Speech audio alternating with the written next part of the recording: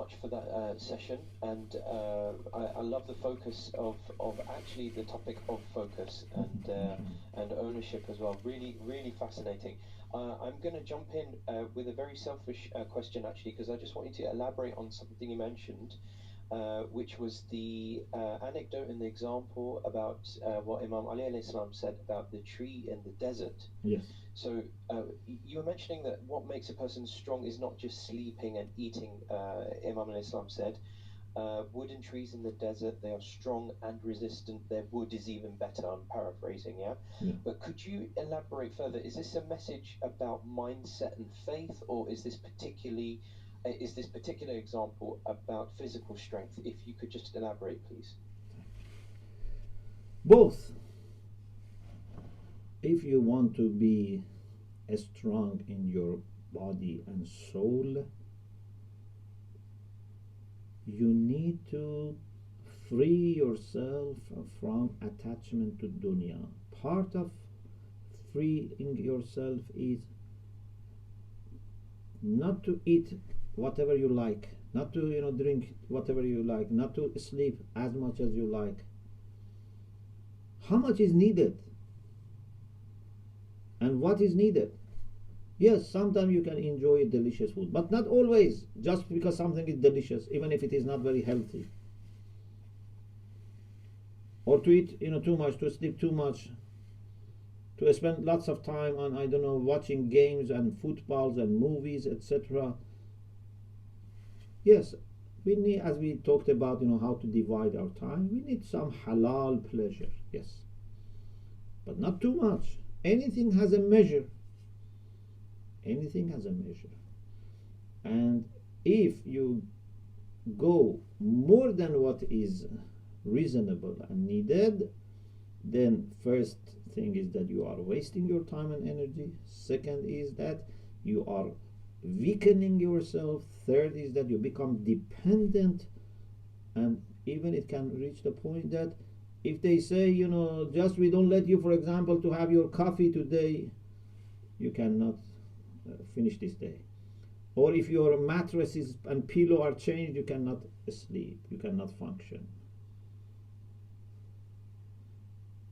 If your mobile phone is lost, it's hell of for you of dunya, for example.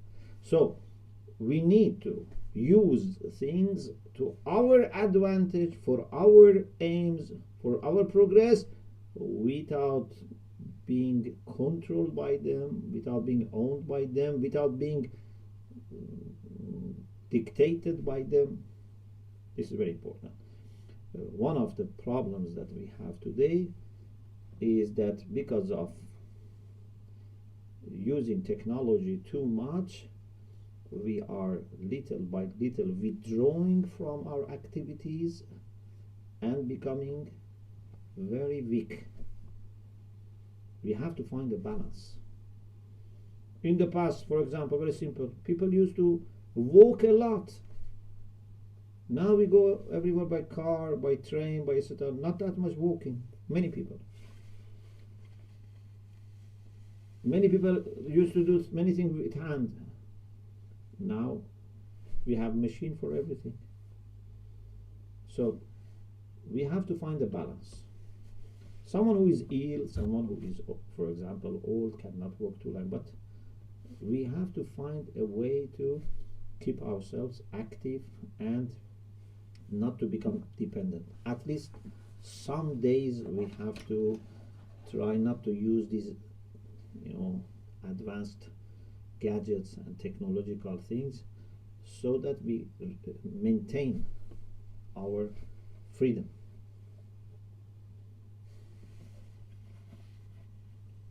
Thank you, Sheikh. A very important point about technology addiction. I think they say nowadays the new currency is attention, isn't it? So I think many people are having this problem with technology and distraction, especially. And I find myself profusely agreeing with you, Sheikh. Apart from when you mention about watching too much football, this is when I really struggle. So, inshallah, I have to personally work on this one, especially, inshallah. Okay, Sheikh, there is some more questions. Some of them are a little bit lengthy. There is a solution. Oh, really? You have to support teams that lose. Yeah, Then you would lose your unfortunately, interest. well, I'm in that position and it's still not helping. So I'm trying. Yes. Okay, Sheikh. We have a few more questions. A few of them a little bit not so related, but we'll try, inshallah, because there's lots coming through. So we'll try, if you don't mind. So there is one here If we about can, Sufism. sorry, if we can finish by 10:30 Yes, and keep the rest for the next week, inshallah. inshallah, absolutely. So there's one about Sufism. So Yes. is Sufism tasawwuf bid'ah itself, and are there any authentic tariqas for Shia Muslims to actually embrace? If it's okay to Sure. tackle this question, please. Yes, you may refer to the book Introduction to Mysticism by Ayatollah Mutahari. It's online. And also we have the whole series, I think 14 lectures on this book. So there's a Okay. section about actually what is Sufism and the different meanings that this term adopted, and then different famous Sufis and mystics. So please refer to that. Inshallah, we will again share that if we can. I'm just checking the comments, live ones. Okay, I think let's finish with this one, inshallah. Sheikh, this is a question relating, I think, to last week, something you had mentioned. So, in Nahjul Balagha, you referenced Sermon 79. Yes. In that sermon, Zuhud is defined by Imam Ali alayhi salam in three parts. The last part definition refers to war'a as a spiritual tool to avoid then going near haram. So is warha a Wara. higher state? Yeah, sorry, excuse me, that's correct. A higher stage of taqwa where the person makes every effort to avoid makruh and occupies free time available in mustahab acts so that he or she is protected from them. Wara, although it can reach the level of avoiding makruh, but initially it's a matter of avoiding haram and what is shubha. What is shubuhat? Okay, because we have haramun bayyinun ghayyu, halalun bayyinun rushdu, and shubahatun bayna dhalik. There are things which are 100% good, known to be good, halal. There are things which are 100% known to be haram, and there are things which are in between. Someone who has wara, even if there is something problematic, avoids that. Doesn't want to take risk with his taqwa. If there is a suggestion, if there is a relation, if there is a conversation that I am not sure about my intention or about the intention of the other person, I shouldn't take a risk. This is wara.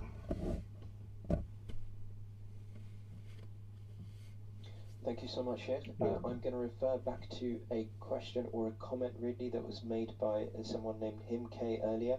And Sheikh, I think let's finish with this, and of course one of your exceptional du'as that you can close with, please, if possible. So this person says, Assalamu alaikum, Sheikhna. Please enlighten us as the final week of Sha'ban approaches. What is the best form of worship or dhikr that we can do? Let's please close with this answer, Sheikh. And of course, thank you before I disappear, and thank you to all the listeners and viewers for this week. And we wait for our weekly highlight and last session next week, inshallah. Sheikhna, assalamu alaikum and jazakallah Alaikum khair salam from wa rahmatullah. myself. And if you could see us out, ahsan. Thank you very much. The best form of worship or dhikr, maybe we can say salat, because salat is the best dhikr. And if we can say our salat on time and with some preparedness, this will certainly take us higher. The late Ayatollah Qazi, teacher of Ayatollah Bahjat Allama Tabatabai, it's very famously known that he used to say that if you say your salat on time fi awwal al-waqt and you don't reach what you want from spirituality, you can curse me. He was so confident about this. Salat awwalul waqt. If we can say salat on time with some preparedness, inshallah we can make progress.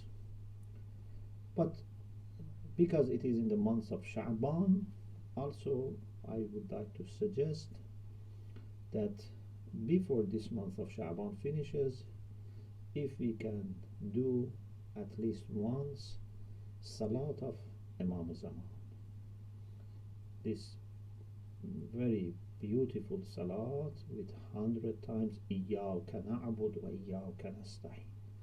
You see, Salat of Imam Zaman is where our servitude to Allah is emphasized on 100 times in each rak'ah. Iyyaka na'bud wa Iyyaka nasta'in. Then when you go to ruku, 7 times Subhan Rabbi al-Azim wa hamdah, Subhan Rabbi al-Azim. Sajda, 7 times in each sajda, Subhan Rabbi al-A'la. And then after Salat, La ilaha illallah, tasbihat of Lady Fatima, and then you go to sajda, 100 times salawat. This salat is very powerful, and especially if we make this in the month of Sha'ban with the niyyah of inshallah faraj of Imam Zaman and our nearness to Allah and His Hujjah, I hope it can inshallah open some path for us inshallah. And I request all of you to pray for our maraji, for our ulama, for the ill people, and also please remember me in your du'as. I very much need your du'as. Thank you very much. Iltimas.